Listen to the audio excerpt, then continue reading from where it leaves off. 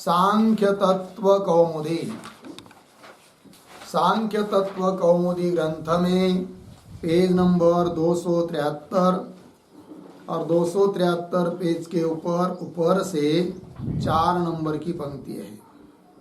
मूल कारिका का विचार संक्षेपतः हम लोगों ने किया था।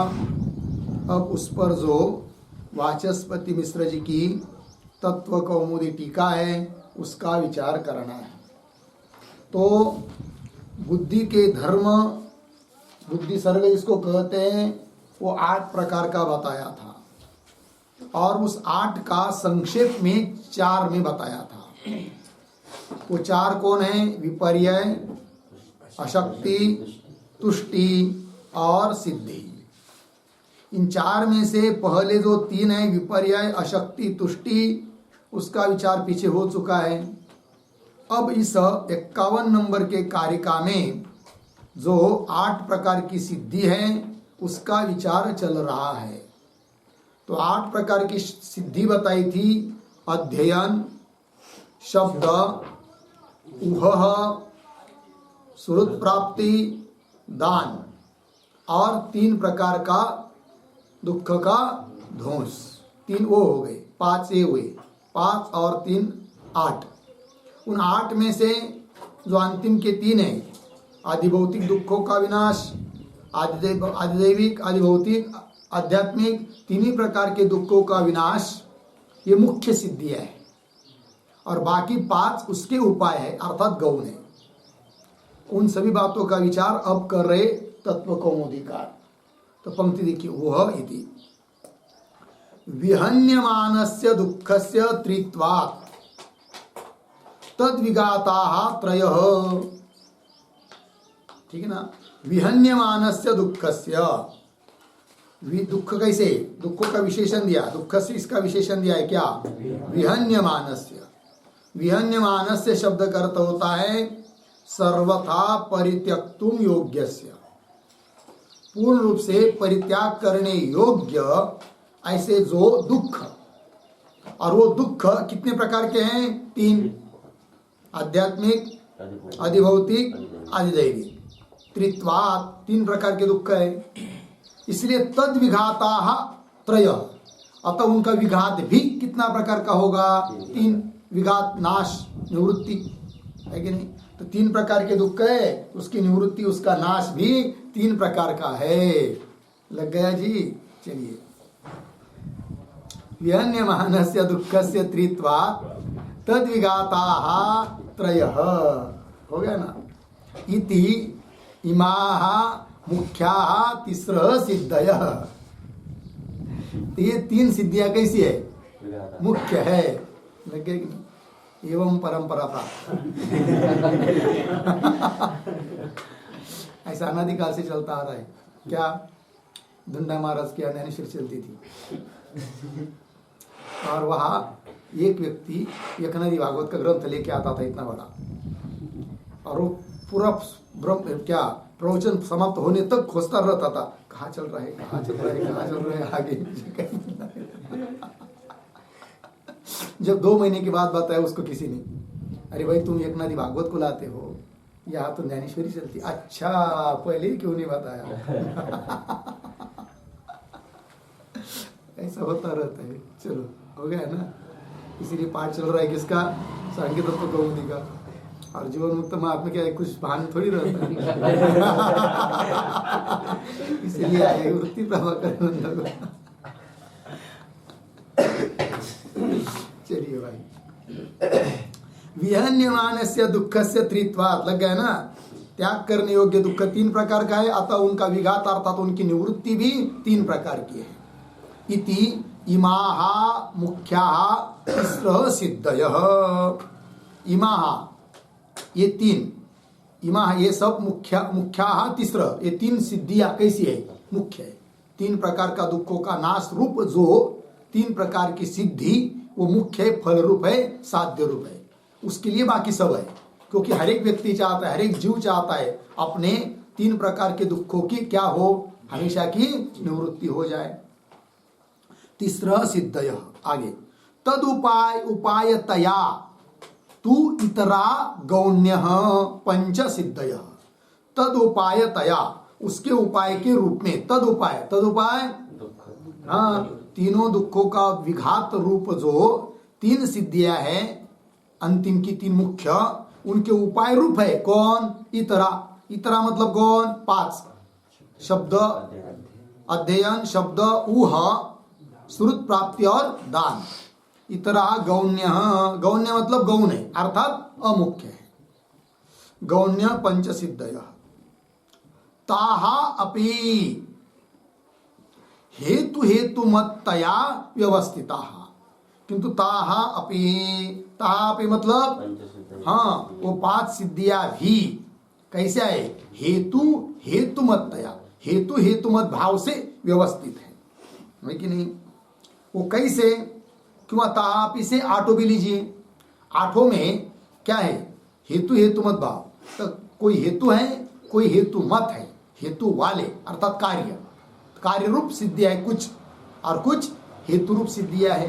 तो अंतिम की 3 हेतुमती कार्य रूप सिद्धियां है, और बाकी के 5 हेतु रूप सिद्धियां है। ठीक है, उसमें भी 5 में भी सबसे पहला अध्ययन वो केवल हेतु है कि नहीं, और बाकी के 4 कार्य हैं।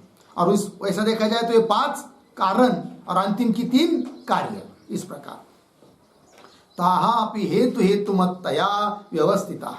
तो जो पद आए यहाँ पर हेतु हेतु मत्तया इत्यादि, उस पर एक वाक्य लिखिए। हेतु हेतु मत्तया बराबर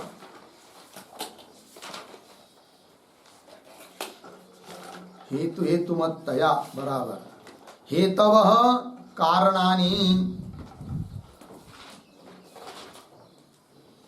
हेतवः कारणानि अर्धविराम, हेतुमत्यः बराबर हेतुमत्यः बराबर कारणवत्यः, कारणवत्यः बराबर कार्याणि इति, कार्याणि इति व्यवस्थिताः सन्ति, इति व्यवस्थिताः सन्ति। ठीक है जी। हेतु शब्द का अर्थ है कारण, और हेतुमती मतलब हेतु वाला, हेतु वाली अर्थात कारण वाली, अर्थात कार्य वो है।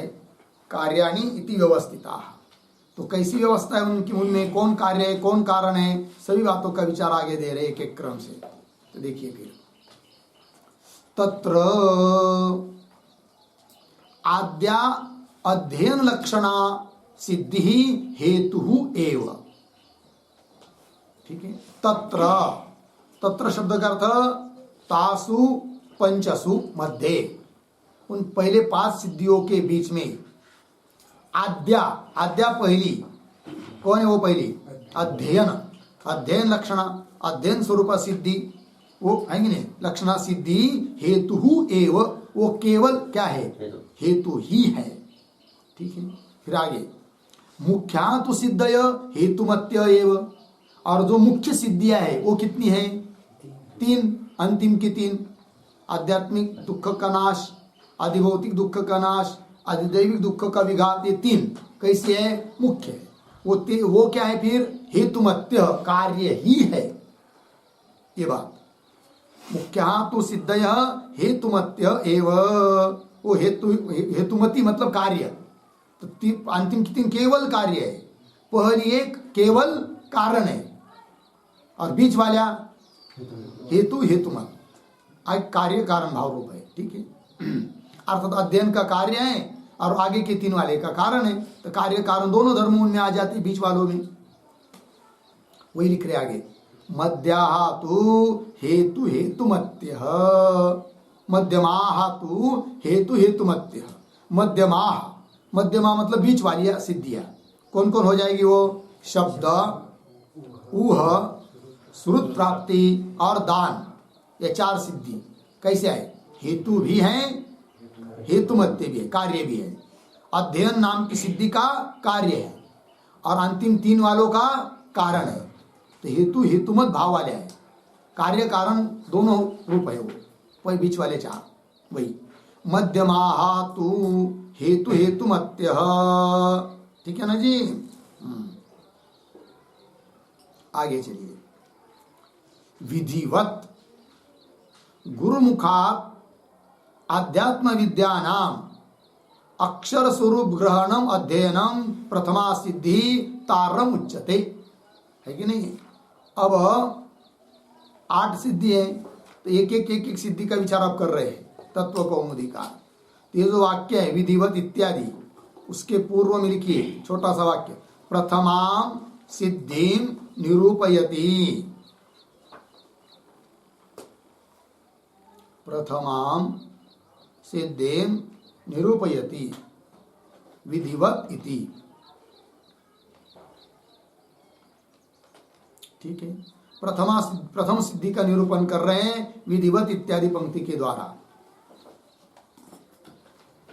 अर्थ देखिए भाई, विधिवत गुरु मुखात आध्यात्म विद्यानाम, ठीक है ना, विधि पूर्वक गुरु के मुख से आध्यात्म विद्यानाम, आध्यात्म विद्या का अर्थ होता है आत्म संबंधी ज्ञान, उसका अर्थ लिखाएंगे। तो आत्म संबंधी जो ज्ञान है, विद्या है, उनके अक्षर स्वरूप ग्रहण और उसका प्रतिपादन करने वाले, आध्यात्म विद्या का अर्थात आत्म संबंधी ज्ञान का प्रतिपादन करने वाले जो शब्द अक्षर, उन अक्षर स्वरूपों का ग्रहण करना, वो हो गई पहली सिद्धि, जिसका नाम है अध्ययन।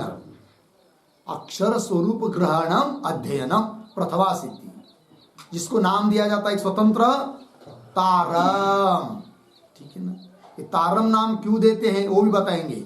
उसके पहले विधिवत गुरुमुखात इत्यादि जो पंक्ति है, ये क्या बात है भाई, विधिमुख कैसा होता है, विधिमुख विधिवत मतलब क्या, विधि पूर्वक, जिस प्रकार शास्त्र ने कहा है उसके अनुसार, क्योंकि शास्त्र ने सब बात बताई है। गुरु को शरण जाना है तो गुरु कैसे हो, शिष्य कैसा हो, शिष्यों के क्या लक्षण होने चाहिए, और उस शिष्य ने गुरु को शरण किस तरह जाना है, जाने के बाद कौन से प्रश्न पूछना है, वहां जाने के बाद और क्या सेवा आदि करनी है, सभी बातों का विवेचन है। अब उस तरह से करेंगे तो वो हो जाता है क्या, विधिवत। लिखिए उसका अर्थ, विधिवत बराबर स गुरुम एव अभिगच्छेत, उद्धरण चिन्ह में स गुरुम एव अभिगच्छेत, गुरुम एव अभिगच्छेत, समित पाणि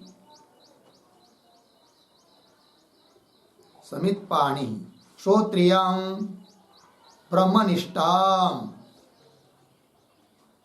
उद्धरण चिन्ह बन, इत्यादि विधिम अनतिक्रम्य, इत्यादि विधिम अनतिक्रम्य, ठीक है। ये हो गया भाई विधिवत का अर्थ। अनतिक्रम्य मतलब विधिवत, ध्यान दीजिए। तो क्या विधि है, विधान क्या है, तो वाक्य दे रहे श्रुति का, स गुरुमेव अभिगच्छेत, वह साधक गुरु को ही शरण जावे, और गुरु को शरण जाते समय कैसा जावे, समित पाणी, हाथ में समिधा लेकर जावे, है कि नहीं, मतलब कुछ भेंट वस्तु लेकर जावे। उस काल में, उस जमाने में गुरुकुल में हरे गुरु के यहाँ यज्ञ होता था, और यज्ञ के लिए समिधा की आवश्यकता होती थी। अतः क्या लेकर जाए भाई, तो गुरु के लिए समिधा की आवश्यकता है, अतः समिधा लेकर जावे, है कि नहीं। किंतु आजकल गुरु लोगों के यहाँ कोई यज्ञाधिक प्रतिनिधित्व होता नहीं है, अतः समिधा की जरूरत नहीं है। अतः समिधा को लेकर जाएंगे तो काल के अनुसार वो उचित नहीं है। नहीं तो लकड़ी तोड़ तोड़ के भारा बांध कर सिर पर उठा के ले जाएंगे, वो कोई उचित नहीं होगा, सरपंच रूप के काम आएगा ईंधन।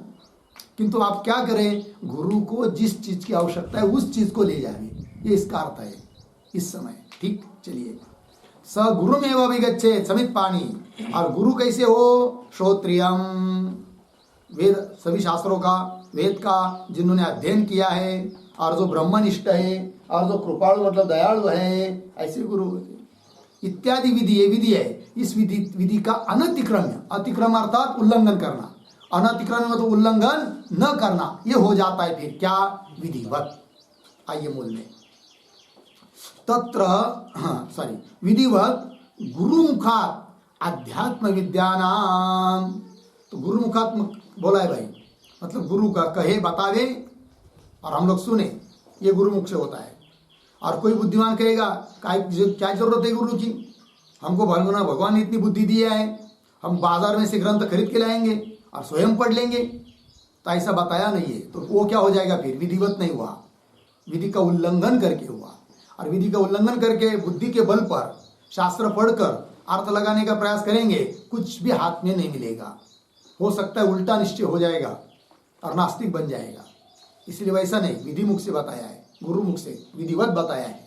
पंक्ति विधिवत गुरु मुखात आध्यात्म विद्यानाम, आध्यात्म विद्यानाम ये पद आया है, मतलब क्या, उसका अर्थ लिखिए। प्रतीक है अध्यात्म विद्यानाम बराबर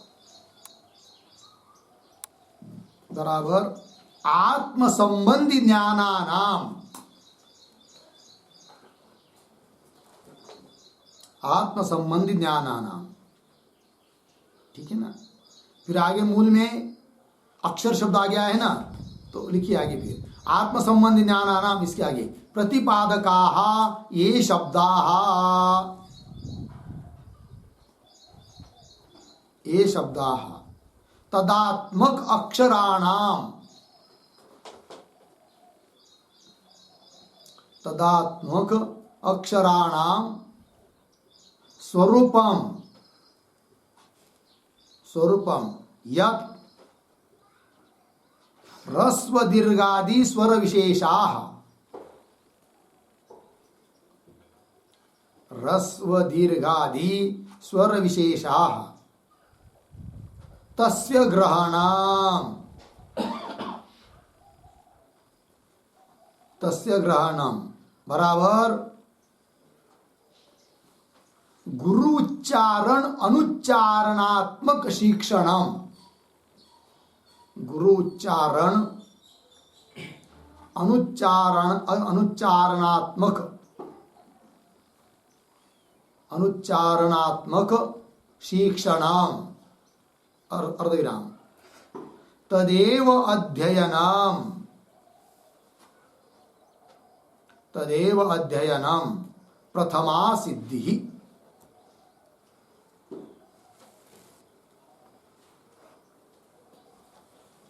सिद्धि पूर्ण विराम। आगे यद्यपि यद्यपि अध्ययनजन्यम, अध्ययनजन्यम ज्ञानम एव सिद्धि, ज्ञानम एव सिद्धि अर्धविराम न तो अध्ययनम, न तो अध्ययनम तथापि, तथापि कार्यकारणयोः, कार्यकारणयोः अभेदात्, अभेदात् अध्ययने, अध्ययने सिद्धित्व व्यवहारः इति बोध्यम्, अध्ययने सिद्धित्व व्यवहारः इति बोध्यम्। ठीक है जी, देखो अर्थ। अध्यात्म विद्या नाम का अर्थ होता है आत्म संबंधी ज्ञान, ज्ञानानाम, और उस ज्ञान का प्रतिपादक, प्रतिपादन करने वाले ये शब्दाः। मूल न्याय है ना, अध्यात्म विद्या नाम अक्षर स्वरूप, तो वही करे उनका आत्मज्ञान का प्रतिपादन करने वाले जो शब्द है, तदात्मक जो अक्षर, उस अक्षर स्वरूप का यत, उन अक्षर स्वरूप का ग्रहण है कि नहीं। अक्षर स्वरूप का ग्रहण मतलब क्या, उन अक्षरों का ह्रस्व दीर्घ स्वर दीर्घादि स्वर विशेषा तस्य ग्रहण, उसका ग्रहण करना। ग्रहण करना मतलब क्या, गुरु उच्चारण अनुच्चारणात्मक शिक्षण, गुरु उच्चारण करें और उनके पीछे हम उन अक्षरों का उच्चारण करें, इसको कहते हैं गुरु उच्चारण से अनुच्चारण, मतलब बाद में पुनः उसकी तरह उनकी तरह उच्चारण करना, ये हो जाता है अध्ययन। गुरु उच्चारण अनुच्चारणात्मक शिक्षणम, ये ग्रहण हुआ। तदेव अध्ययन, वही अध्ययन है। फिर गुरु बोले, हम सुने, सुनकर उसी तरह बोले, यह अध्ययन हुआ उन अक्षरों का। तदेव अध्ययनम, ये प्रथमा सिद्धि हुई। और सूक्ष्मता बता रहे, यद्यपि अध्ययन जन्य ज्ञान सिद्धि है, अध्ययन किया उससे उत्पन्न हुआ जो ज्ञान वो क्या है, सिद्धि है। तो भी ज्ञान को सिद्धि न कहकर यहाँ पर अध्ययन को ही सिद्धि कह दिया, इसलिए कि अध्ययन कारण है और ज्ञान फल है, कार्य है, और कार्य कारण का अभेद होता है। इस दृष्टि से अध्ययन को ही कह दिया क्या, सिद्धि। पंक्ति देखिए, यद्यपि अध्ययन जन्यम ज्ञानमेव सिद्धि न तो अध्ययन तथापि कार्य कारणयो अभेदात अध्ययन में ही सिद्धित्व व्यवहार इति बोध्यम। हो गया। आइए मूल में, विधिवत गुरुमुखा अध्यात्म विद्यानाम अक्षर स्वरूप ग्रहणाम अध्ययनाम प्रथमा सिद्धि तारम उच्यते। इसको तारम बोलते हैं। क्यों? तारम के ऊपर एक छोटा वाक्य, संसार तरणस्य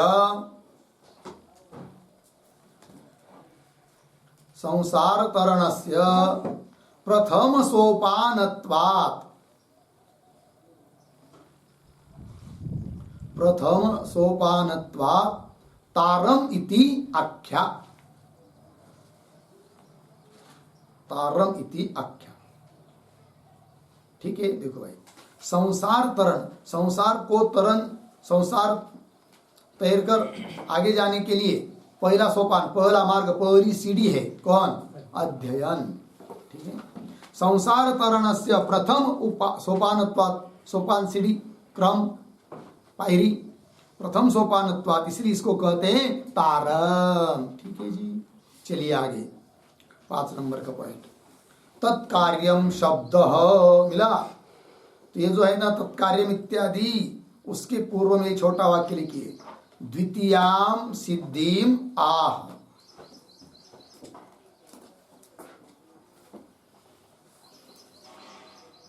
द्वितीयाम सिद्धिम आह, 8 सिद्धि में से दूसरी सिद्धि को बता रहे आप। तत्कार्यम, तत् अध्ययन, तत् शब्द से अध्ययन, अध्ययन कार्यम, अध्ययन का कार्य है कौन, शब्द। ये क्या है भाई शब्द, शब्द नाम की सिद्धि कह रहे आगे, शब्द इति पदम शब्द जनितम अर्थ ज्ञानम उपलक्ष्यति। शब्द से क्या लेंगे, शब्द से उत्पन्न होने वाला अर्थ ज्ञान वो लेना है। शब्द इति पदम शब्द जनितम अर्थ ज्ञानम उपलक्ष्यति। ठीक है ना, ये आया है ना भाई, अर्थ उपलक्ष्यति, उस पर एक वाक्य लिखेंगे, शब्द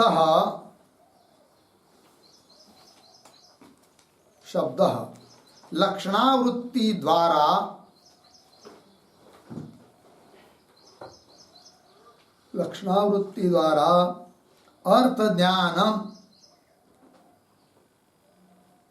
अर्थ ज्ञानम उपलक्ष्यति, अर्थ ज्ञानम उपलक्ष्यति बराबर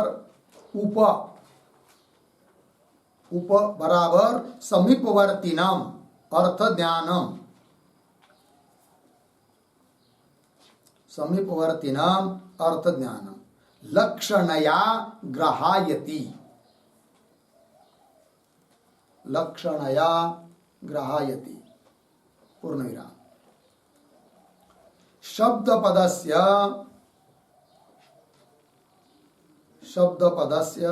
शब्दजनिते अर्थ ज्ञाने लक्षणा इत्यर्थः। शब्दजनिते अर्थ ज्ञाने लक्षणा इत्यर्थः।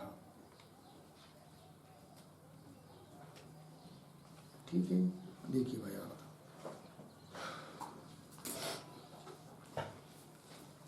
तो शब्द लक्षणावृत्ति द्वारा क्या लेना है शब्द से, अर्थ ज्ञान, उपलक्ष्यति। उपलक्ष्यति का अर्थ कर रहे, उप शब्द का अर्थ होता है समीपवर्ती, यहाँ समीपवर्ती ज्ञान है, अर्थ का ज्ञान, शब्द और उसका अर्थ, तो अर्थ समीप हुआ। समीपवर्तीनम अर्थ ज्ञानम लक्षणया ग्राह्यति, तात्पर्य शब्द पदस्य शब्द जनिते अर्थ ज्ञानी लक्षण। शब्द पद से क्या लेंगे? शब्द जनित, शब्द से उत्पन्न जो अर्थ, अर्थ ज्ञान लेना। तो अर्थ ज्ञान ये सिद्धि है। ठीक है, आइए मूल में। शब्द इति पदम शब्द जनितम अर्थ ज्ञानम उपलक्ष्यति। फिर बोलेंगे शब्दों को सिद्धि क्यों बोला? बोलना चाहिए था शब्द ज्ञान, ऐसा लिखना चाहिए था। शब्द ज्ञान सिद्धि ये लिखना चाहिए था। शब्दों को क्यों लिखा सिद्धि ये करके? तब उत्तर दे रहे कार्य कारण उपचारात। कार्य कारण का भेद होता है, इसलिए यहां पर कार्य कारण उपचारात। कार्य कौन है यहां पर? अर्थ ज्ञान। कारण कौन है? शब्द। तो शब्द में, कारण में अर्थ का क्या किया? उपचार, गौण प्रयोग। ठीक है, अर्थ अर्थात कारण रूप जो शब्द उसको ही सिद्धि करके बता दिया। ये बात कार्य कारणोपचारात लग गया ना जी। इस पर एक छोटा वाक्य लिखिए, कार्य बराबर अर्थ ज्ञाने अर्धविराम कारणस्य बराबर शब्दस्य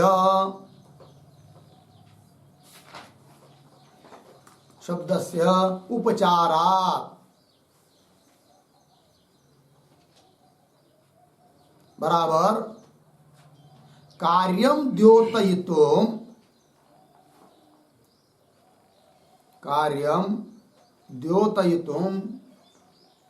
कारण शब्द प्रयोगात इत्यर्थः। कारण शब्द प्रयोगात इत्यर्थ।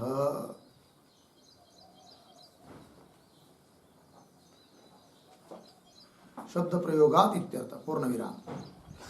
आगे शब्दाभिधाना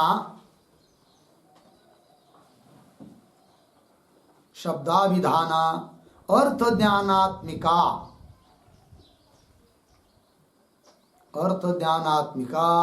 एषा द्वितीया सिद्धि इत्यर्थः।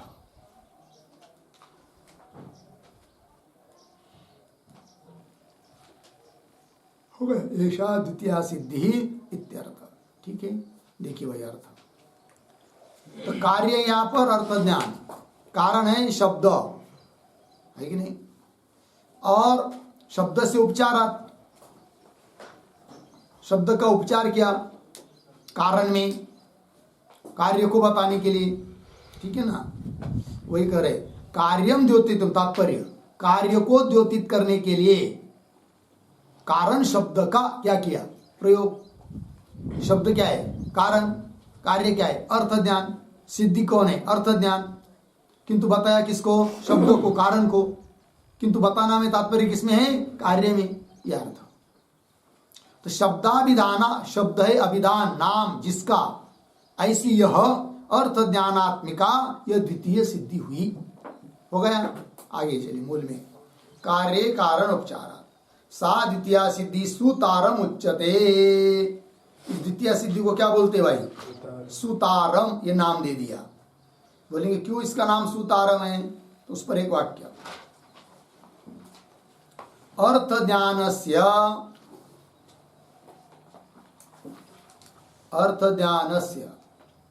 सुखेन संसार तारकत्वात्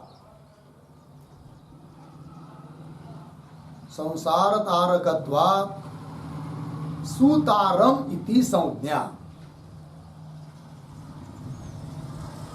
सुतारम इति संज्ञा। ठीक है जी, देखो भाई, अर्थ ज्ञान जो है सुखपूर्वक संसार को तैर जाने के लिए होता है, इसलिए उसका नाम दे दिया सुतारम। ठीक है ना। चलिए भाई,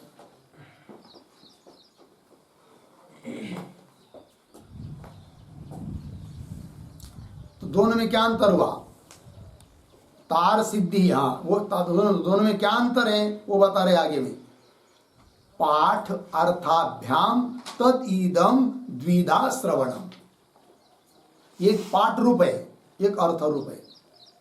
8 सिद्धि में पहली सिद्धि अध्ययन, जो पाठ रूप है।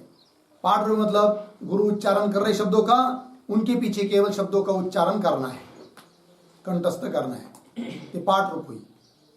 और दूसरी शब्द नाम की सिद्धि अर्थ रूप है, अर्थों को जानना, ठीक है ना। इसलिए दोनों में क्या हुआ, अंतर हुआ।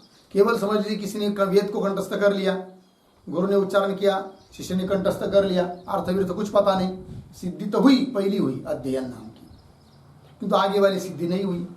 आगे वाली भी आवश्यक है, क्योंकि केवल पाठ करेंगे तो क्या लाभ, उसका अर्थ भी मालूम होना चाहिए। आता दूसरी सिद्धि कौन सी, शब्द, वही कह रहे। पाठ अर्थाभ्याम तदिदम द्विधा श्रवणम, इसलिए दोनों प्रकार का यह श्रवण हुआ। तो क्या अभिप्राय है इस पंक्ति का, थोड़ा सा लिख लेते हम लोग इसके ऊपर लिखेंगे। यद्यपि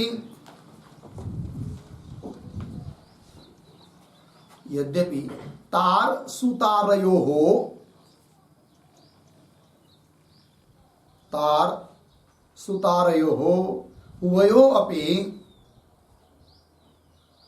उभयोः अपि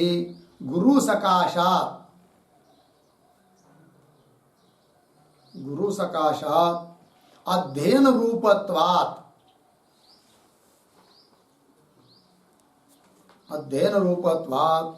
एका उद्धरण चिन्ह में श्रवणाख्या, उद्धरण चिन्ह 1, श्रवणाख्या आगे भवति अर्धविराम। तथापि तार सिद्धि पाठ विषया, तार सिद्धि पाठ विषय अर्धविराम। सुतार सिद्धि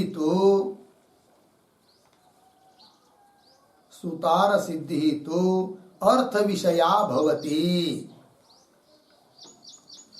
अर्थ विषया भवति इति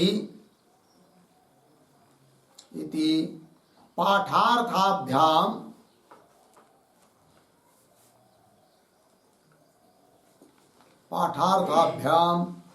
द्विधा भेदः कुतः अस्ति, द्विधा भेदः कुतः अस्ति। ठीक है, देखो भाई अर्थ, यद्यपि वैसा देखा जाए तो तार और सुतार उभयो अपि, ये दोनों भी सिद्धियां गुरु सकाशात, गुरु से ही, गुरुमुख से ही अध्ययन रूप है। उच्चारण भी गुरु से सीखना है, अर्थ भी गुरु से सीखना पड़ता है, तो अध्ययन रूप है। अतः श्रवणाख्य ये कई सिद्धि हो गई वैसे देखा जाए तो अध्ययन रूपत्वात् एका श्रवणाख्या भवति, यह सिद्धि। तथापि तो भी तार सिद्धि पाठ विषय, पाठ विषयक सिद्धि कौन सी, तार, और सुतार सिद्धि तो अर्थ विषया भवति। इस प्रकार से पाठ और अर्थ को लेकर दो प्रकार की सिद्धि हो जाती है, इस बात को बता दिया। वही कहा है मूल में, पाठार्थाभ्याम तदिदम द्विधा श्रवणम। ठीक है जी, चलिए भाई आगे क्या है। हाँ, उह के पूर्व में एक छोटा वाक्य, तृतीयाम सिद्धिम आह,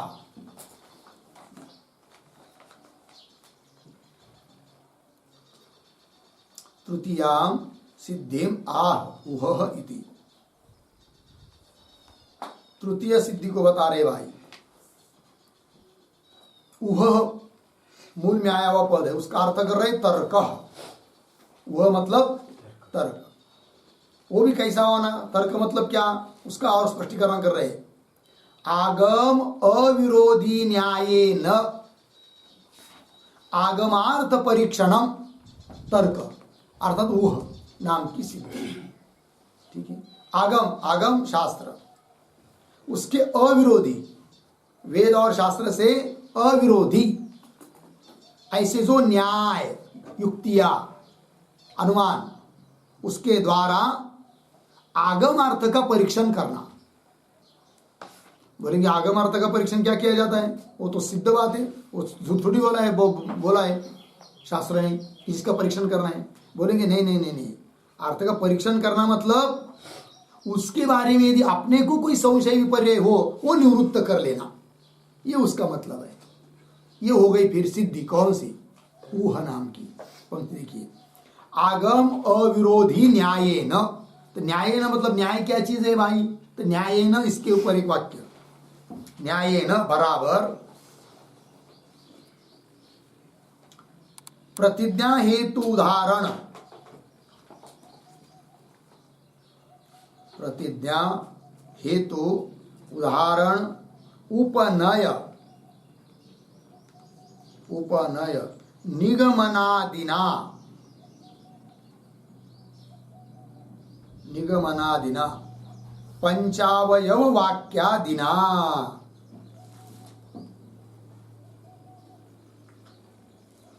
पंचावयव वाक्यादिना। हो गया ना? देखिए भाई, न्याय न करता हुआ अनुमान में सब चीजें होती है, प्रतिज्ञा हेतु उदाहरण उपनय निगमन इत्यादि के द्वारा, अर्थात पंचावयवात्मक जो वाक्य है अनुमान, उसके द्वारा क्या जी? आगमार्थ परीक्षणम। ठीक है ना? आगमार्थ परीक्षणम। तो आगमार्थ परीक्षणम ये क्या है भाई? तो आगमार्थ परीक्षणम मतलब क्या दिया है देखिए, तो आगमार्थ परीक्षणम ये कौन सी सिद्धि हुई? वह तो आगे की पंक्ति स्वयं मूल में दे रहे, परीक्षणम च। आगमार्थ की परीक्षण मतलब, परीक्षण मतलब क्या है वो बता रहे आगे। ठीक है, देखिए परीक्षणम च संशय पूर्व पक्ष निराकरणे न उत्तर पक्ष व्यवस्थापन, ये परीक्षण है।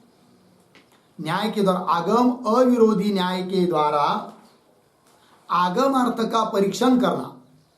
परीक्षण करना मतलब क्या? उस आगम शास्त्र के बारे में यदि हम लोगों के मन में कोई संशय है या कोई पूर्व पक्षी बात बोल रहा है उल्टी सुल्टी, तो उनका निराकरण करना।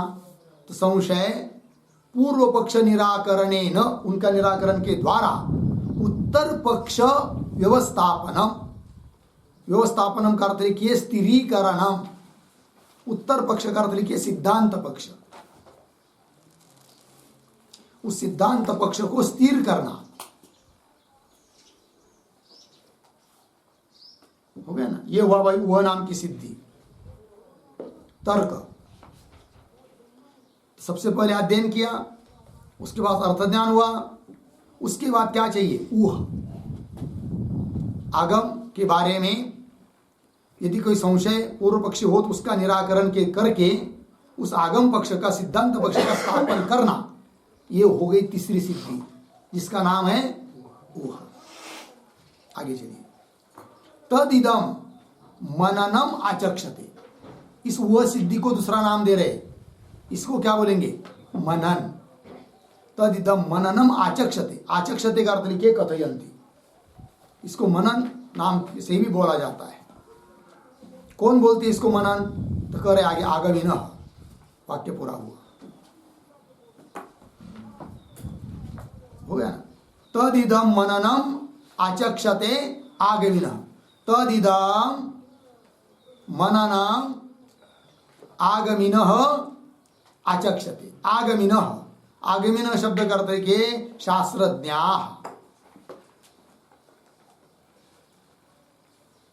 शास्त्रज्ञ लोग इसको मनन नाम से बोलते हैं। फिर आगे, सा तृतीया सिद्धि तार तारम उच्चते। सा, सा मतलब कौन?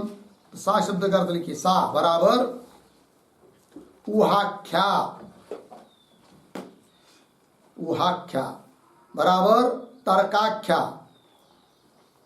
बराबर परीक्षणाख्या बराबर मननाख्या, मननाख्या तृतीया सिद्धि ही, तृतीया सिद्धि। ठीक है ना? यह जो जिसका नाम है वह अथवा तर्क अथवा परीक्षण अथवा मनन, इस प्रकार की यह सिद्धि सा तृतीया सिद्धि ही। और इसका नाम दिया एक तार तारम उच्चते। तो पहली हुई तार, दूसरी सुतार, तीसरी तार तारम। तार तारम क्यों बोलते इसको, उस पर भी एक वाक्य। मननस्य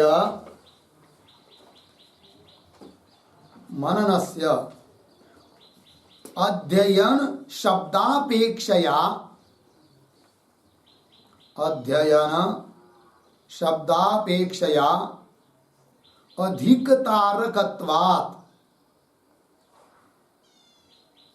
अधिकतारकत्वात् तार तारम इति उच्यते।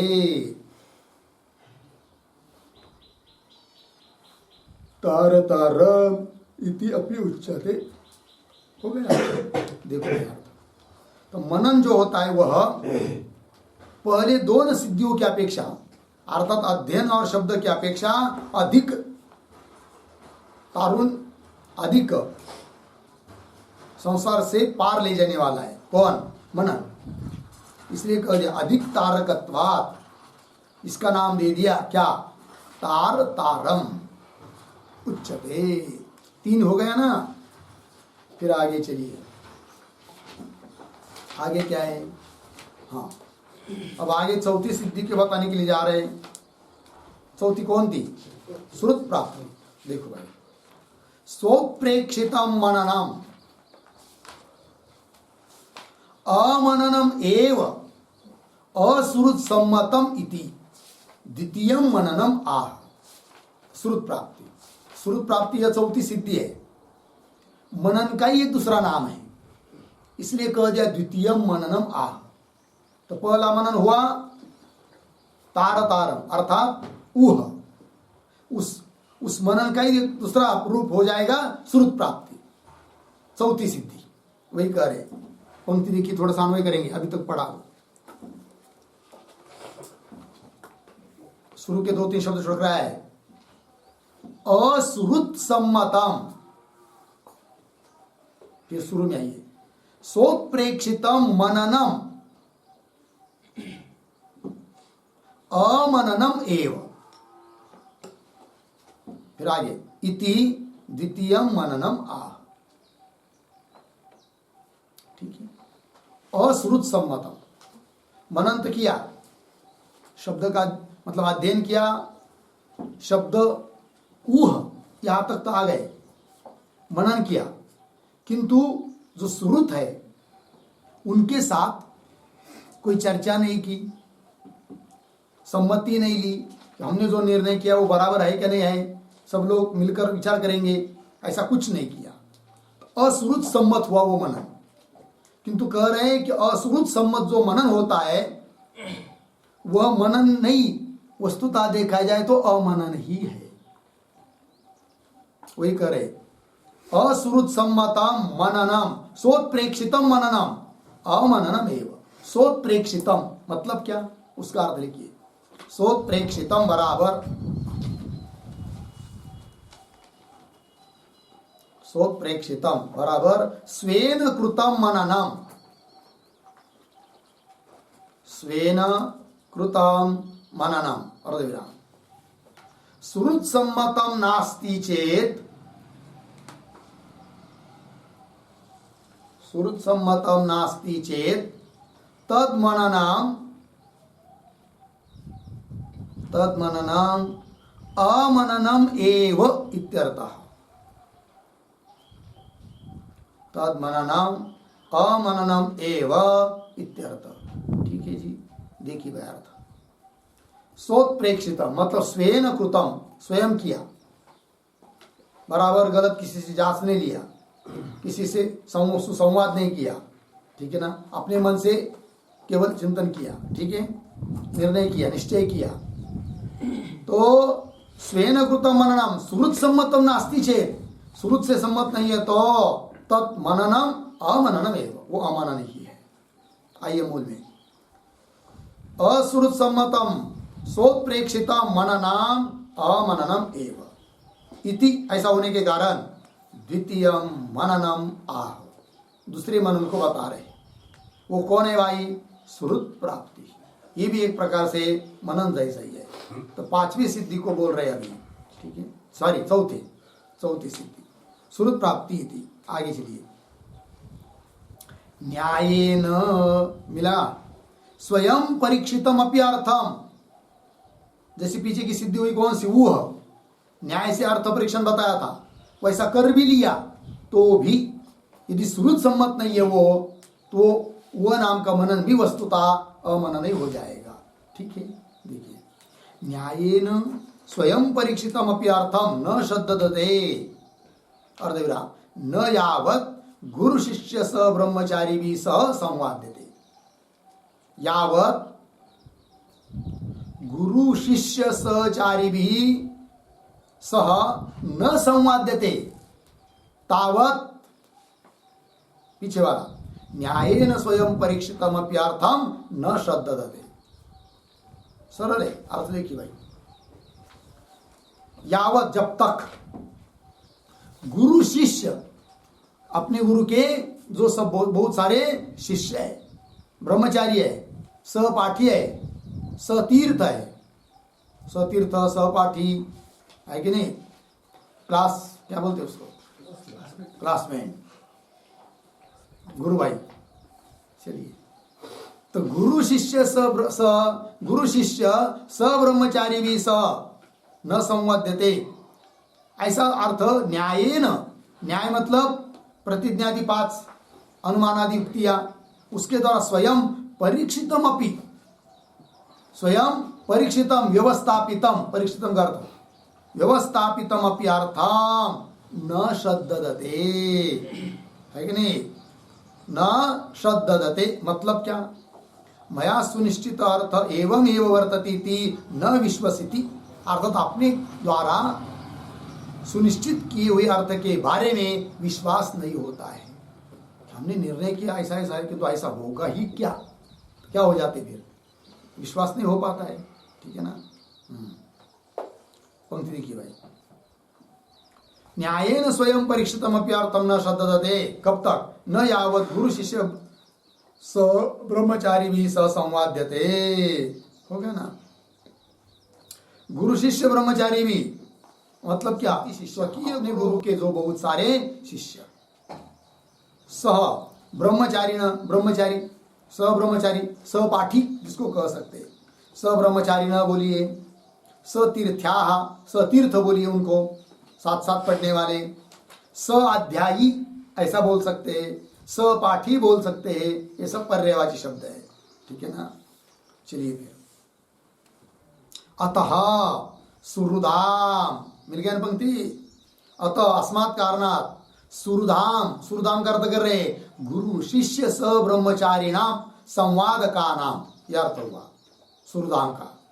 अपने गुरु के बहुत सारे शिष्य है कि नहीं, गुरु शिष्य स ब्रह्मचारिणाम, ब्रह्मचार्य के सहित जो रह रहे हैं, जो संवाद करने वाले हैं, संवाद का नाम, ऐसे सुहृदों की प्राप्ति ही, लाभ होना उनका, प्राप्ति होना, उनके साथ बैठकर सुसंवाद हो पाना, यही हो गई सुहृद प्राप्ति, चौथी सिद्धि।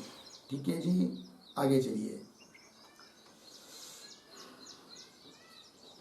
सा सिद्धि ही चतुर्थी रम्यकम उच्यते, इस सिद्धि का नाम क्या है? चौथी सिद्धि का रम्यकम। क्यों रम्यकम नाम है भाई? तो टीका में दिया है, देखिए टीका में बीच वाले पैराग्राफ में अंतिम 2 पंक्तियां 8 के ऊपर, स्वीय सुहृद्भिः सह, अपने सुहृदों के साथ, शास्त्रीयार्थ निर्णयस्य अति रमणीय अर्थजनकत्वेन, जब एक जगह सब सहपाठी बैठेंगे और कोई शास्त्रार्थ की चर्चा करेंगे तो उससे जो आनंद आता है वो रमणीय होता है कि नहीं। कभी कभी क्या होता है, समझ लीजिए, इसके लिए बैठते भेंडी, श्लोकों की भेंडी, भेंडी पता है ना, हाँ, अभंग, ओया और श्लोक, इनके होते ना, एक जन श्लोक बोलेगा, फिर उसका अंतिम जो अक्षर आएगा उस पर दूसरा बोलेगा, फिर दूसरा बोलेगा, अंत्याक्षरी जिसको कहते हैं, भेंडी हमारे भाषा में हो गया। अंत्याक्षरी। इस प्रकार यदि कोई करता है तो उसमें भी क्या होता है, बहुत आनंद आता है, और शास्त्रार्थ करते तो बहुत ज्यादा आनंद आता है। इसलिए इसको नाम दे दिया क्या, रम्यक। स्वीय सुहृद्भिः सह शास्त्रीयार्थ निर्णयस्य अतिरमणीयार्थ जनकत्वेन, अतिरमणीय अर्थ का है कि नहीं, अतिरमणीयार्थ जनकत्वेन, अतिरमणीय अर्थ को उत्पन्न करने वाली सिद्धि होने से, इसलिए इसका नाम दिया तादृश अर्थ विषयक निश्चय। उस प्रकार के अर्थ विषयक निश्चय श्रद्धा विदधानेन, मतलब श्रद्धा करने से प्राप्त होती है सिद्धि, इसलिए इसका नाम दे दिया रम्यकम इति उच्यते।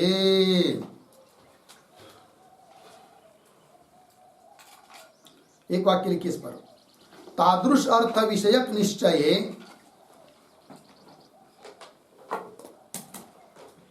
तादृश अर्थ विषयक निश्चय श्रद्धाकरणस्य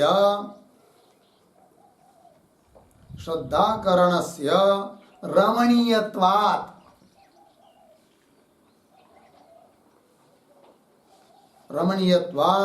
इयं सिद्धिः रम्यकम इति अपि अभिधीयते, रम्यकम इति अपि अभिधीयते। ठीक है, देखो भाई, उस प्रकार का तादृश अर्थ विषयक निश्चय में श्रद्धा करने से रमणीय है, इसलिए इसका नाम दिया रम्यक। ठीक है जी, 4 सिद्धि हुई भाई 8 में से, अब 4 बाकी है, उन चारों का विचार कल करेंगे। ओम पूर्णमदः पूर्णमिदं पूर्णात् पूर्णमुदच्यते पूर्णस्य पूर्णमादाय पूर्णमेवावशिष्यते। ओम शांति शांति शांति।